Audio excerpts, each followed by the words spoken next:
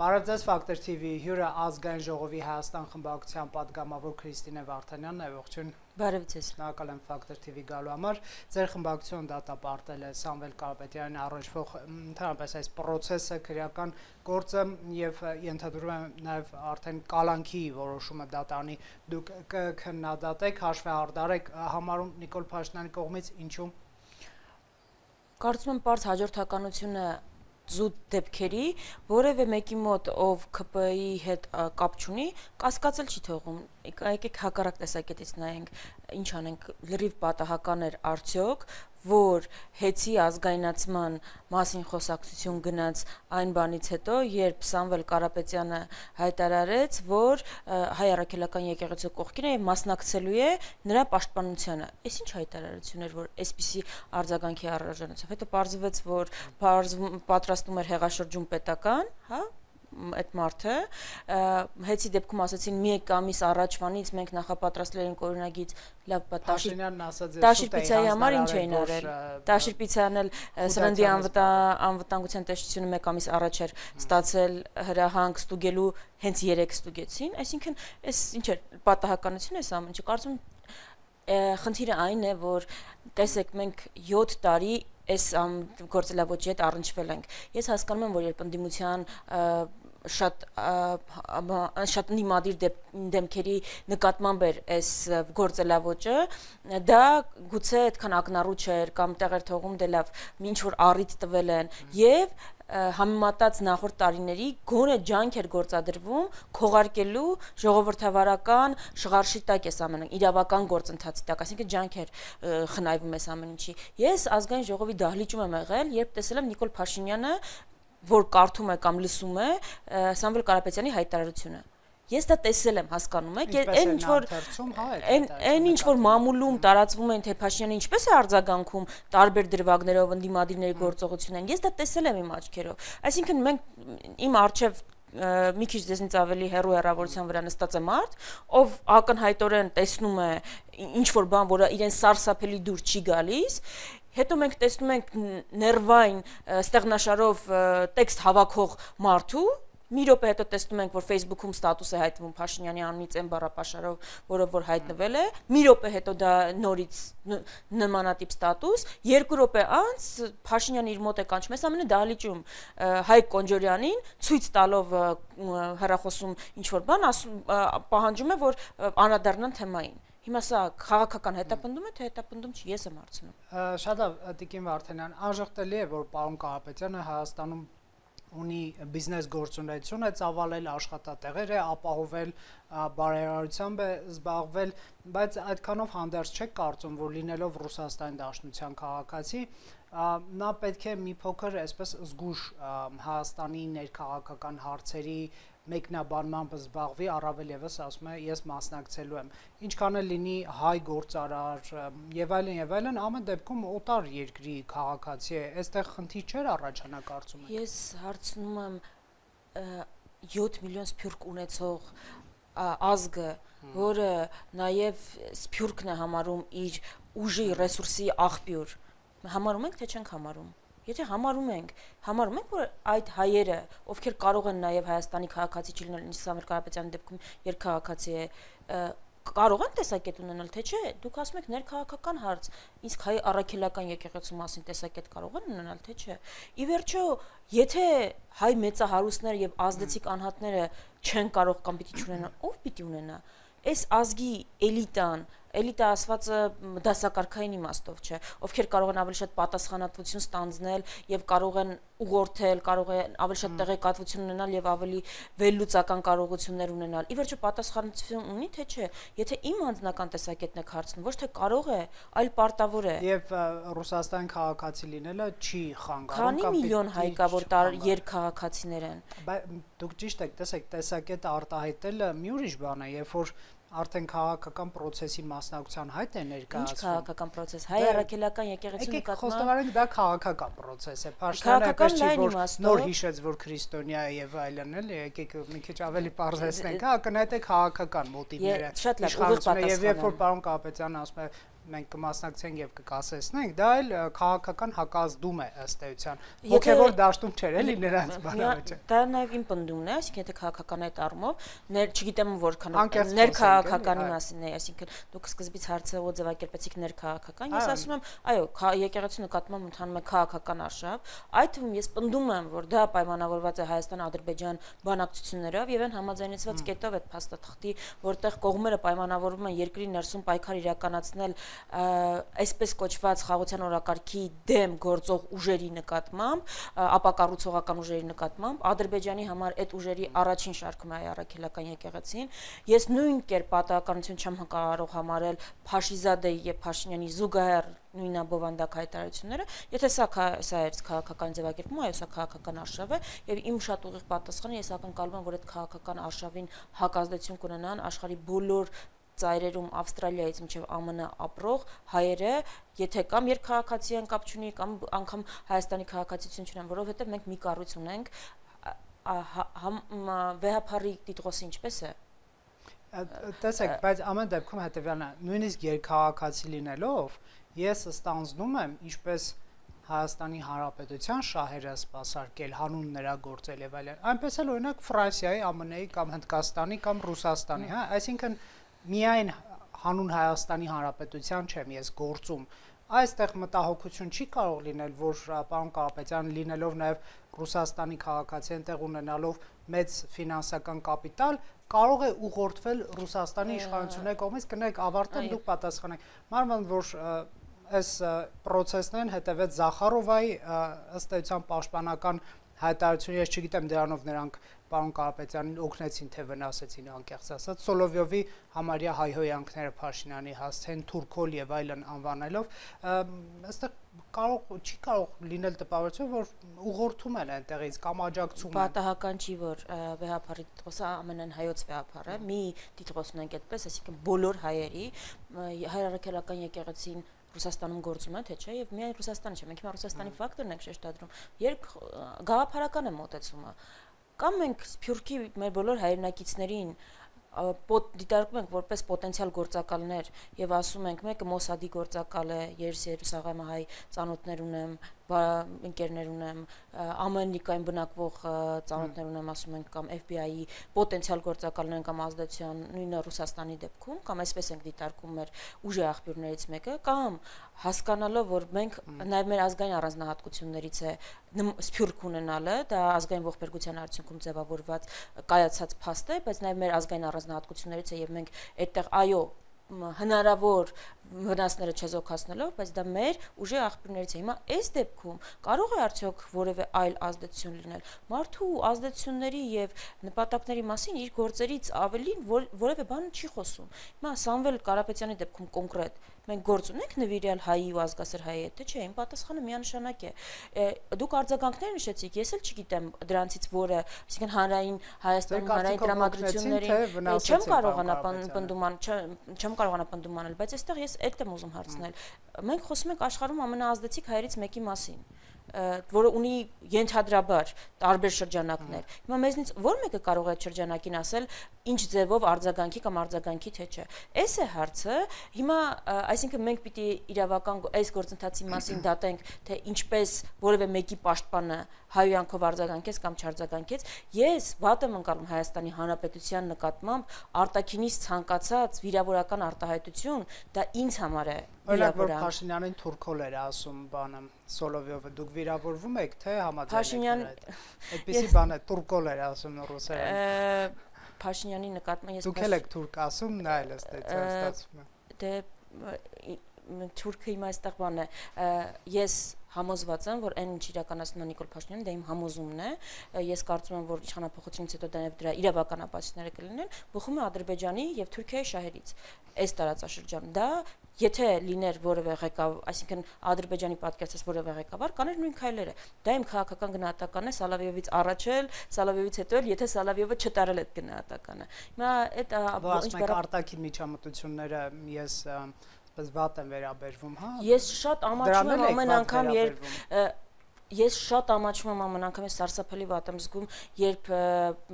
Բելարուսի ղեկավարն է խոսում Հայաստանի մասին, երբ ընդհանրապես տարբեր ղեկավարներ անդառնում են մեզ, երբ Հայաստան-Ռուսաստան հարաբերություններում այլևս դիվանագիտական լեզվի հետ գործ ունենք համարյա Նիկոլ Փաշինյանի ստատուսների օգտագործվող լեզվի հետ, այսպիսի, դա պետության հեղինակությունը հասցրվող անդառնալի վնաս է, ես շատ դժվարությամբ եմ պատկերացնում նաև դրա վերականգնումը։ Իսկ դուք կիսում եք այդ քննադատությունները Սոլովյովի Փաշինյանի հասցեն, որ Արցախը ծախել է եւ այլն, այդպիսի բաներ էր ասում ըստ։ Հիմա կարող եք առանձին ճիշտն ասած չեմ կարծում որ ամբողջը լսել եմ, բայց եթե հիմա առանձին հարցնեք, ես կաշկանդում չունեմ նկատմամբ պատասխանելու, եթե հարցը այն է, կարծում եք արդյոք որ Արցախի հայաթափման եւ այդտեղի ունեցած էթնիկ զտման գործում անկյունաքարային են եղել Փաշինյանի գործողությունները, այո, դա նաեւ իմ գնահատականն է, Սոլովյովից էլի առաջ, Սոլովյովից հետո, անկախ Սոլովյովից, էսա, այսինքն տարբեր եթե այլ բառերով է ձևակերպել, հիմա շատ լավ, Տիկին Վարդանյան, չեք կարծում, որ Հայաստանի իշխանությունը այս քայլերին դիմում է, համոզված լինելով, որ պարոն Կարապետյանը, այսպես ձևակերպեմ հանրային բառապաշարում եղած բառերով, հա, Կրեմլից է ուղարկվել այստեղ Հայաստանի ներքաղաքական պրոցեսներին միջամտելու կամ 26-ի ընտրություններին մասնակցելու, այս եզրահանգման միգուցե նաև նրանք եկել են ընթերցելով այն տեղեկությունը, որ Կիրիենկոն զբաղվում է Հայաստանով, Կրեմլում եւ ըստ էության նրանք ջանքեր են գործադրելու 26-ի ընտրությունների վրա ինչ-որ ազդեցություն ունենալու։ Ինչ եք դուք մտածում, միգուցե իշխանությունը նման փաստերի է տիրապետում։ Կամ սրանից է եզրահանգել, որ պետք է հիմիկվանից կասեցնել։ Դուք փորձում եք ռացիոնալ եւ պետական անվտանգային տար դնել Փաշինյանի ակնհայտ ռեպրեսիվ գործողությունների մեջ, որը ուղղակի անհանդուրժողականություն է ցանկացած իրեն քննադատողի նկատմամբ եւ միտված է ցանկացած ուժի աղբյուր վերացնելու, որը կարող է իշխուժ մոբիլիզացիա ապահովել։ Այսինքն սա Ռուսաստանի ազդեցության դեմ ուղղված քայլ չի։ Դուք ներկայացնում եք խոշոր հաշվով էսպայն իշխող ուժի տեսակի, դե խոշոր հաշվով դա են ասում։ Իսկ ինչ տար է ես տեսնում, որքան հավաստիություն կա Աննա Հակոբյանի ընկերարման մեջ, որտեղ ասում են, որ սրբազաններին դիմում է մանկապիղծներով, ուզում եմ ասել, եթե մենք գործ ունենք մարդկանց հետ, ովքեր օդում կախված լուրերի չգիտակցելով իրենց պաշտոնի նշանակությունը, օդում կախված լուրերի շարունակելով կարծես դեղի մամուլի խմբագիրն են, օդում կախված լուրերի հիման վրա կարող են ստատուս գրել, սրբազաններին մեղադրել, աշխարհում երևի ամենածանր հանցագործությունն է, այսպես անորոշ կերպով սրբազանները մանկապիղծ են, գործունեությունը դեղին մամուլ չէր։ Հիմա չգիտեմ ում եք հղում անում, եթե մենք գործ ունենք այսպիսի գործելավոճի ու այսպիսի անհատների հետ, ովքեր այսպիսի տեղեկատվություն են տարածում, մենք իրենց հաջորդ քայլը, որը իրենք փորձում են էլի փաթեթավորել ինչ-որ պետական շահերի սպասարկումով, ոնց կարող ենք վստահություն ունենալ։ Ես հարցնում եմ Փաշինյանին հայտարարությունն թե մենք 7 տարվա ընթացքում անվտանգային թեմաներով, տնտեսական, սոցիալական հարցերի կլին կարմիր գծից վերցրեք մինչև Արցախի հարցում։ Եթե ասել եմ մի բան, բարձվել է իրավիճակը 180 աստիճան այլ է, մենք ոնց կարող ենք անընդհատ շարունակել հենվել իրենց ներկայացրած մեկնաբանությունների նկատմամբ։ Չեմ հավատում, որ սա արել են։ Այսինքն դուք վստահ եք, որ Ռուսաստանը պարոն Կարապետյանի միջոցով չէր փորձելու եւ չի փորձելու միջամտել Հայաստանի ներքին քաղաքականության։ Ես վստահ եմ, որ Նիկոլ Փաշինյանի գործողությունների հիմքում որևէ օբյեկտիվ տեղեկատվություն չի, որը պայմանավորված է Հայաստանի Հանրապետության պետական անվտանգային շահերով։ Ռուսաստանի հավանական միջամտությունը։ Ռուսաստանի հավանական միջամտություն ասելով ինչ ենք պատկի։ Ես չեմ աջակցել օրինակ պարոն Կարապետյանին կամ ուղղորդել Հայաստանում զբաղվել քաղաքականությամբ։ Ես կարծում եմ, պարոն Կարապետյանը, եթե որևէ այդպիսի մտադրություն ունենա, դրա մասին կհայտարարի։ Ես չեմ այսինքն իմ պատկերացնելով այս գործողությունները, եթե այդ մարդը այդպիսի մտադրություն չուներ, ուղիղ դրդում են նրան ունենալ այդպիսի մտադրություններ։ Դրդում են մասնակցել քաղաքական պրոցեսին։ Դե մի քիչ դժվար եմ պատկերացնում սրանից հետո, այսինքն դասական դեպք է, երբ դու չես զբաղվում քաղաքականությամբ, քաղաքականությունը է սկսում զբաղվել քեզնով։ Հիմա եթե մարդը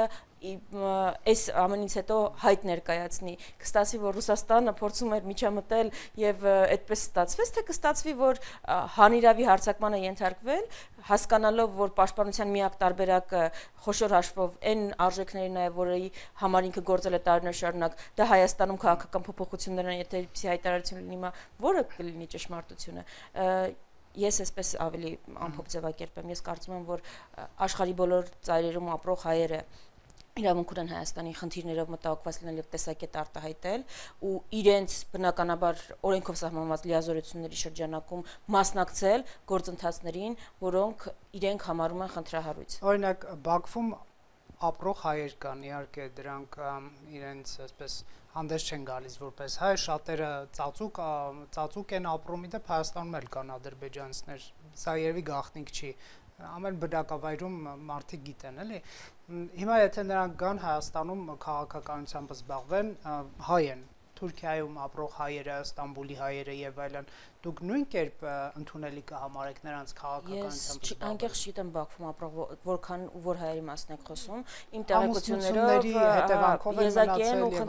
նաեւ հարցական է հայ համարում են իրենք թե չէ, ես մի ուժի ներկայացուցիչ եմ, որ մշտապես խոսել է այդ այսինքն ունի նախամայկական տարածում խոսել աշխարհի բոլոր ծայրերում ապրող հայերի պաշտպանության դիրքերից։ Այդ թվում Ստամբուլի հայերն են։ Այդ թվում, դրան է գալի։ Ստամբուլում ապրող, Արևմտյան Հայաստանում ապրող հայերը, այդ թվում այլն եմ կրկնում, աշխարհի այդ թվում մուսուլմանական երկրներում, եթե դա էր խտրականություն գտնելու փորձ էր։ Ես խնդիր չունեմ հայը որ զբաղվի քաղաքականությամբ։ Այդ հարցը Հայաստանի օրենքներ եւ սահմանադրությունը շատ լավ կարգավորում է, ով որքան կարող է։ Մենք հիմա դուք բան եք անում, կարծում գրոտեսկի եք ենթարկում, որ մասն է դեռ քաղաքական։ Ես չեմ ասում եմ իրավունքի հետ խնդիր չունեմ, բայց մի հատ ինչ է տեղի ունեցել մարդը աշխարհի ամենաազդեցիկ հիմա Քիմ Քարդաշյանը որ հայտարարի, որ ինքը դատապարտում է հայ առաքելական եկեղեցու դեմ իրականացվող քայլերը ու նույն հետապնդմանը ենթարկվի, նույն չափ դատապարտելի է դա ինձ համար լինելու, եթե ձերբակալ են հանկարծ իր դատին էլ անպայման կգնամ։ Այսինքն ուզում եմ ասել, այստեղ աշխարհակահաղական հետք գտնելը մի քիչ խնդրահարույց կարող է լինել, որովհետև ինչ է տեղի ունեցել, մարդը ընդհանրապես ասել է, որ իր ուժերի չափով մասնակցելու է եկեղեցու պաշտպանությանը։ Եկեղեցու պաշտպանությանը դե լավ իհարկե լրատվամիջոցը միջամտել բառներ գրել ինչ օգտագործելով Փաշինյանը այս ամեն ինչը սկսվեց, այսինքն գոյություն չօգտագործված բառի շուրջ սա տեղի ունեցավ, հետո այսինքն մենք հիմա ծիծաղը աբսուրդի ասնում, մեկ է մարդուն լավ մասնակցել է, բարձր ինչից էր, ինչին է ինձ էլ է որպես հայ մարդ եւ շահագրգռված շատ հետաքրքիր, ինչպես է մասնակցելու, ինչպես է պատկերացնում, բայց մենք հիմա այդ մարդուն 2 ամիս կարծեմ չենք կարողանա այդ հարցերը տալ, որովհետեւ աշխարհի ամենազդեցիկ հայերից մեկը հիմա արմավիր քրեակատարողական հիմնարկում է այդ հայտարարության համար, որ մասնակցելու է եկեղեցու պաշտպանության։ Այն եկեղեցու, որի ամենամեծ բարերարներից է։ Ես չեմ հասկանում այստեղ դրարիցը որն է։ Փաշինյանը ինչ ուզեց ասել պարոն Կարապետյանի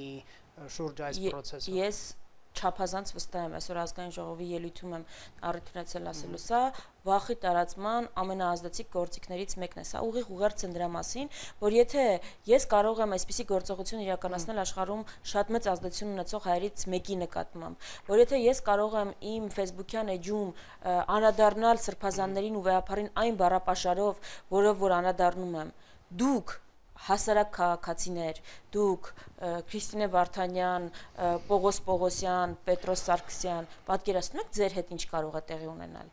Ուրեմն, տեսեք, այսինքն ցուցադրական պատիժ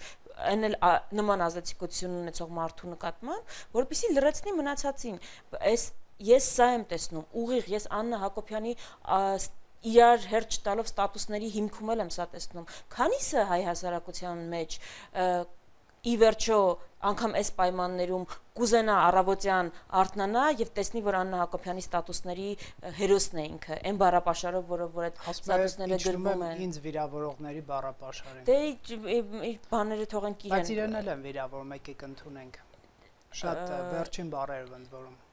Ես ոչ չեմ վիրավորում, իմ նկատմամբ քանի շատ վատ է որ ձեզ էլ են դրան այդտեղ են գալիս բոլորից, չէ՞, հիմա այս նույն հարցազրույցի տակ քանի վիրավորանք է լինելու։ Չի լինելու, որովհետև մենք մոդերացիա ենք անում Facebook-ում, իսկ YouTube-ում ընդհանրապես փակ է։ Իսկ դուք այդ հիմք ընդունելու եք եւ վերցնեք դա ու ձեր սոցիալական ցանցում մի ամբողջ շերտ հանրության վիրավորեք եւ այդ նույն բառապաշարով անդրադառնաք։ Ով ունի ավելի պաշտպանում ենք մեր հյուրերին։ Ով ունի ավելի հյուրերին պաշտպանելու հարցը չի, չէ՞։ Ով ունի ավելի բարձր դիրք, ունի ավելի շատ պատասխանատվություն։ Իսկ մենք խոսում ենք երկրի ղեկավարի տիկնոջ մասին։ Հիմա այստեղ կարելի է դիտարկել process-ին երկկողմանի։ Իրապես Փաշինյանի տիկինը օգտագործել է նման բառեր, բայց նաև նրա հանդեպ են օգտագործել։ Այսինքն այնպես չի, որ այսպես մի օր զարթնեց եւ որոշեց այդ բառը։ Հայաստանում անգամ մի բայց դա որևէ արդարացում է, ես ապշում եմ։ Ոչ արդարացնում եմ, ոչ չեմ արդարացնում։ Հայաստանում ոչ միայն քաղաքականության, որևէ հանրային, եթե ձեր նկարը դրվի հիմա որևէ սոցիալական ցանցում, լավ ձեր օրինակը որ մեկի վերջերս ադրբեջանական մի լրատվամիջոց ինձ պրոպագանդիստ էր անվանում, նշելով, որ ահա թե հայերը ինչու են սարսափած Զանգեզուրի միջանցքից եւ ինչքան եղկելի բան կար գրել են, բայց ես դրանից երջանկացա ուղղակի։ Դե հիմա խոսում ենք մի իրավիճակի մասին, երբ անգամ քաղաքական գործիչները չէ, ովքեր կարող են հակասական անկալումներ ունենալ սիրված արտիստներից, մշակութային գործիչներից, որ մեկն էլ համացանցում լինի, նկար post իրենից, կարող է ատելության արշավի թիրախում հայտնվել, դա ինչ է նշանակում։ Դա որևէ կերպ կարող է արդարացնել, ելի կրկնում եմ, որ սովորական քաղաքացու դեպքում մենք չենք էլ քննարկի այս հարցը։ Մենք գործ ունենք երկրի էսթետիկան առաջին տիկնոջ հետ, ով մեզ բոլորիս ներկայացնում է։ Տեսեք, երբ որ Փաշտանին դուք թուրք եք անվանում, սխալ վիրավորանք չի, չգիտեմ, դավաճան ասել է էլի ինչ որ միտեղ դե քաղաքական բառ է, նա քաղաքականություն միգուցե ձախողվել է դրանից եք բերում լավ, օքեյ, այդ բառը օքեյ, ձեզ էլ թալանջ են ասում, շատ կներեք, հա, ուղիղ, բայց գիտեք այդ մասին։ Բայց թուրք, ադրբեջանցի ձեռք հետ վիրավորելով նաև երկու այլ ժողովուրդներ, որոնց հետ այո մենք ունենք կոնֆլիկտածին եւ շատ վատ պատմություն եւ ներկա, բայց ամեն դեպքում կան թուրքեր, որոնք ցեղասպանություն են ճանաչել, հա, կան ադրբեջանցիներ այսօր, որոնք բանտում են Հայաստանի հետ խաղաղության, այսպես ասենք, քարոզի համար, հա, Ալիևը բռնել է խաղաղ մարդկանց, բոլորն այսպես պիտակավորել ասել դու թուրք ես եւ ադրբեջանց ես, միգուցե դա կարծեմ այստեղ մի քիչ տարանթերցում կա, դուք ինձ եք հիմա վերագրում նման արտահայտություն։ Չէ, անձամբ ձեզ չէ, էլի ձեր քաղաքական ուժից հանրային քաղաքական դեմքերը կարծեմ փորձում են հնարավորինս ոչ թե այլ քաղաքական բառապաշարի մեջ մնալ, նաև ազգամիչյան ատելություն չխորացնելու նպատակով, որովհետև օրինակ իմ ուժի դաշնակցության տեսակետը երբեք չի եղել, որ ազգեր կան, այդ թվում նաև հարևան ազգեր, որոնք պիտի բնաճնճվեն։ Մեր խնդիրը ցեղասպանություն իրականացրած, էթնիկ զտում իրականացած կառավարությունների հետ է։ Ճանաչի Թուրքիան ցեղասպանությունը, կառերեսվի պատմության հետ, մենք վստահ ենք, որ հաշտեցման գործընթաց կարող ենք անցնել, այսինքն այստեղ ուզում եմ այս բան չլինի, էլի, տարանթերցում չլինի։ Հիմա չարժի մի ամբողջ ազգության բնութագիր բռնել վիրավորական բանով օգտագործել, ասածս դա։ Նույնը վերաբերվում է ռուսներին եւ այլն եւ այլն։ Հիմա այստեղ ուզում եմ ասել, որ լավ էս փոխադարձ հարցը որտեղից եկա փոխադարձ վիրավորանքների ամեն մեկ ունի պատասխանատվությունը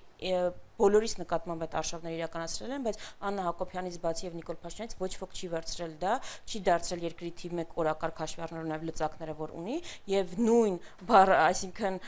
նույն բառապաշարով կամ իրենց նախընտրելի բառապաշարով այդպիսի ատելության արշավ իրականացնել, միտված լինելով վախեցնել սովորական քաղաքացիներին, որ կարծիք մի արտահայտեք, թե չէ այս արշավի հերոսներից մեկը կդառնաք։ Ես այդտեղ եմ տեսնում այս արշավի իմաստը։ Եկեք մյուս հարցին էլ անդրադառնանք, ենթադրում եմ դուք առաքելական եկեղեցու հետևորդ եք, ինչպես ես, ինչպես մեր հեռուստադիտողների մի զգալի մասը, մյուսներն էլ չեն, այլ կրոններ են դավանում եւ այլն, բայց հարցս դա չի։ Փաշինյանը ասում է, լավ, դուք ինձ թուրք եք ասում դավաճան, ինչ ուզում եք ասեք։ Ես ուրիշ հարց եմ բարձրացնում այս կուսակրոնության թեմայով։ Ըստ եկեղեցական կանոնագրքի նրանք իրավունք չունեն խախտել կուսակրոնության ուխտը, ունենալ ընտանիքներ, երեխաներ, Տիկին Վարդանյան։ Ասում է, ես որպես քրիստոնյա այդ հարցը դնում եմ նրանց առաջ, դուք խախտել եք, ունեմ ապացույցներ, եկեք չթիրախավորեմ այդ մարդկանց ձեր երեխաներին եւ ընտանիքներին, դուք չեք կարող լինել կաթողիկոս, բարձրաստիճան հոգեվորականներ, ազատեք, այլ մարդկանց տվեք ձեր տեղը։ Չեք կարծում, որ ինչ որ տրամաբանություն կա ամեն դեպքում։ Դուք ինձ Factor TV-ի տաղավար որպես ինչ եք հրավիրել։ Ու ես ինչ այստեղ որպես ինչ եմ ներկայացնում։ Դաշնակցության ներկայացուցիչ։ Քաղաքական գործիչ։ Այո։ Կրոնագետ չեք հաստատ, ես էլ չեմ կրոնագետ։ Չեմ ներկայանում, չէ՞, բարոյականության որպես վերջին մոհիկան։ Կուզե տեսնել նրան, ով այդպիսի բանով կներկայանա։ Ուզում ասեմ, ես ինչ դիրքերից պիտի հարցին պատասխանեմ։ Իմ ունեցած մի դիրքը եւ նաեւ հանգամանքը պետական քրիստոնյա, այ Փաշինյանը ասում է ես քրիստոնյա եմ, հա վարչապետը նաեւ քրիստոնյա։ Պիտի անդրադառնամ առաջին այն ասպեկտով, որ այստեղ ուր մնաց մեր սահմանադրական նորմը, եկեղեցի պետություն տարանջատման, խախտման ճանապարհով չեմ գրում։ մոռացեք, որ այս վարչապետ եմ։ Հիմա խոսում է Քրիստոնյա Նիկոլ Փաշինյանը։ Շատ ծիծաղելի է իրականում, ինչ է նշանակում մոռացեք, որ ես վարչապետ եմ, կուզենայինք, բայց չենք կարողանում։ Երկրորդ հարցը այստեղ ես այսօր էլի առիթ ունեցել եմ անհատական։ Ձեզ համար որպես քրիստոնյա կարևոր է կուսակրոնության ուխտի պահպանումը, թե չէ։ Կողմ լինել հայ առաքելական եկեղեցու, որը ամենահին հայկական համակարգերից մեկն է, որևէ խնդրի, որ նաև այդ կանոնագրով, բարոյական նորմերով սահմանված չի, խախտված է, չեմ կարող դրա կողմը լինել։ Կողմ չէ կուսակրոնության ուխտի խախտմանը, դա եք ասում։ Կողմ չեմ, եթե որևէ նորմ խախտվել է, եւ այդ թվում դա չեմ կարող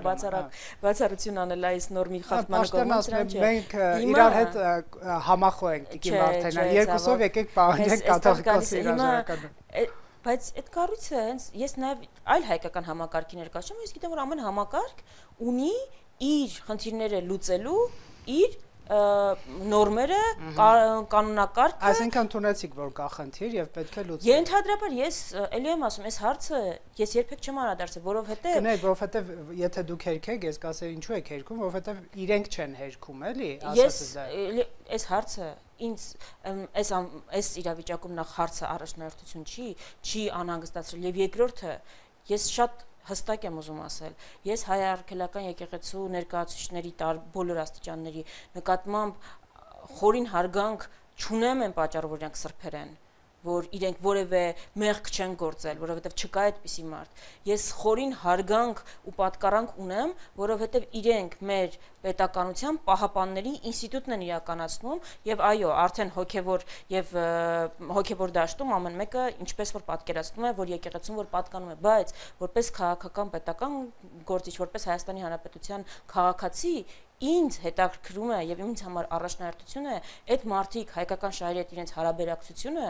դրանց դեմ են թե դրանց կողմ են։ Կնեք դուք շատ լավ բան եք ասում, իրականում դա կարևոր բան է, որ յուրաքանչյուրի, այսպես ասենք, գործունեության կենտրոնում Հայաստանի Հանրապետության շահը լինի եւ այլ, բայց նրանք զբաղեցնում են կոնկրետ դիրքեր, հա, այսինքն տեսեք, օրինակ շատ վատ է, երբ որ որևէ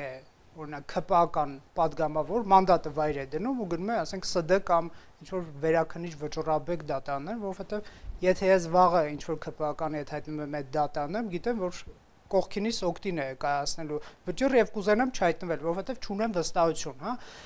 Այսինքն, ստե ինչ որ մի բան խախտվում է ամեն դեպքում, քաղաքական, այսպես կոռեկտության բանը խախտվում է եւ ԿՊԱ-կանները դրան չեն նայում, նշանակում են։ Հիմա եկեղեցու պարագայում էլ նման մի կանոն է գրված, կուսակրոնության ուղտ, որ պետք է էլի երբ որ խախտվում է, նշանակում է ինչ որ կեղծ բան կա, հա, ամեն դեպքում կարելի է օրինակ դուրս գալ եկեղեցուց եւ կուսակցություն ստեղծել կամ բարեգործական ընկերություն ստեղծել, լոբիստական կառույցում ընդգրկվել։ Ասածս այն է, որ ամեն մեկը իր դիրքին համարժեք լինի, էլի։ Շատ լավ, դա շատ լավ ցանկություն է, համաձայն եմ դրա հետ։ Արդյոք կան խնդիրներ, այդ թվում նաև հայ առաքելական եկեղեցում, ենթադրում եմ,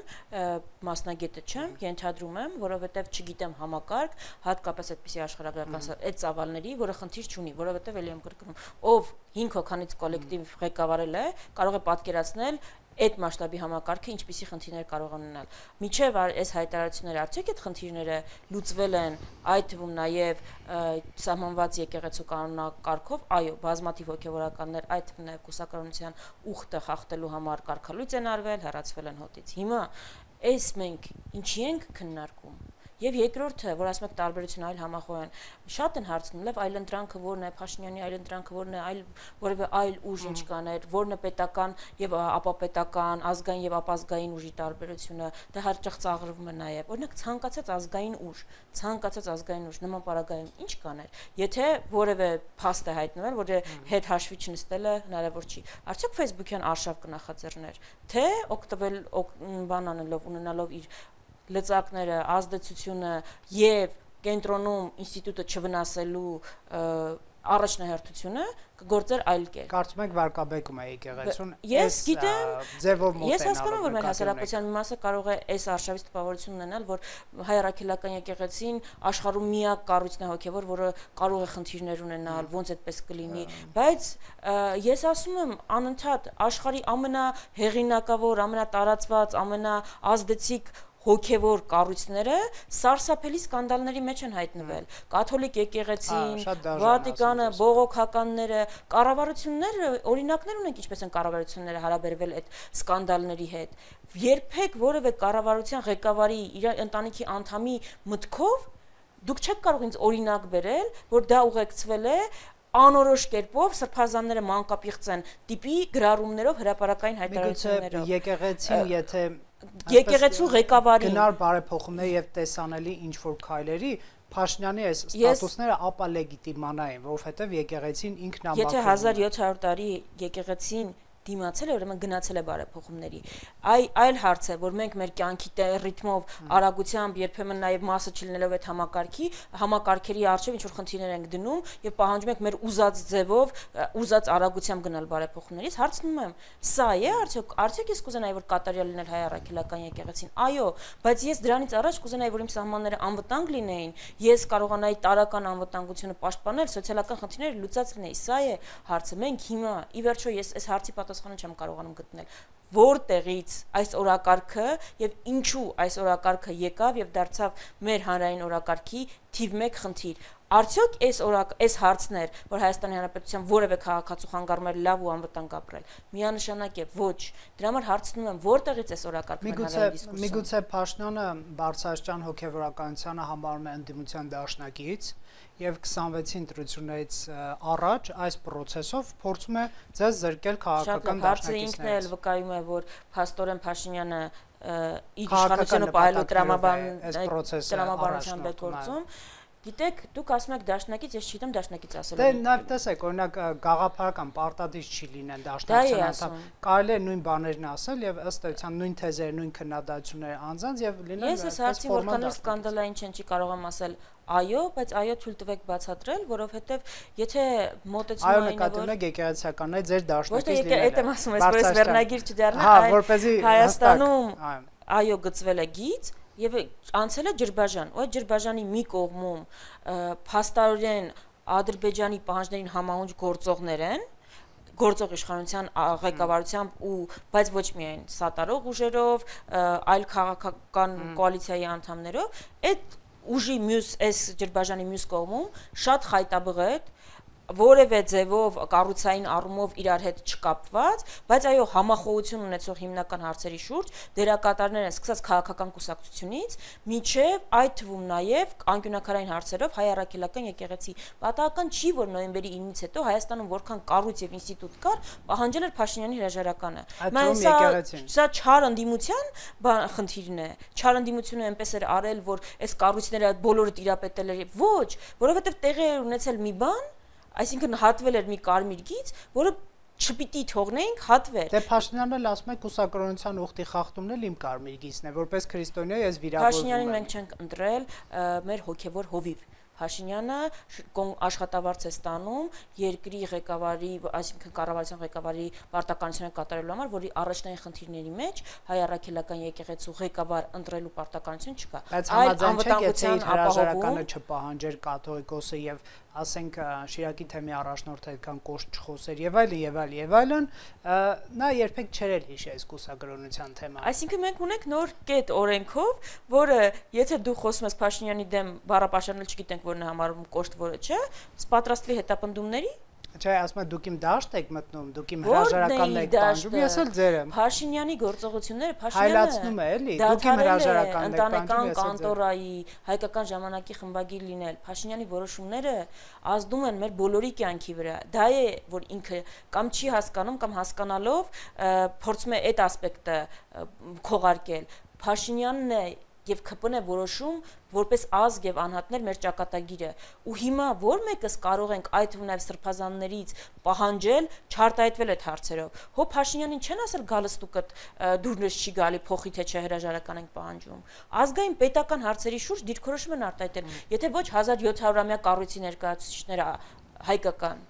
ով պիտի արտահայտի Փաշինյանի համար ավելի ընդունելի է որ Ադրբեջանի ինչու մի հատ Ադրբեջանի հոգևոր առաջնորդի ներքին գործերի միջամտությանը չանդրադարձավ։ Իսկ Ադրբեջանի եւ Թուրքիայի պետական ներկայացուցիչները, որ ուղիղ միջամտությամբ արտահայտող հայտարարություններով են հանդես գալի, դա Փաշինյանին չի անհանգստացնում, այսինքն իր ճշտամիները մենակ երկրի ներսում են, իր համար խնդրահարույց մարդիկ։ Էս է հարցը։ Շնորհակալ եմ Տիկին Վարդանյան, Factor TV-ում հյուրընկալել են Քրիստինե Վարդանյանին։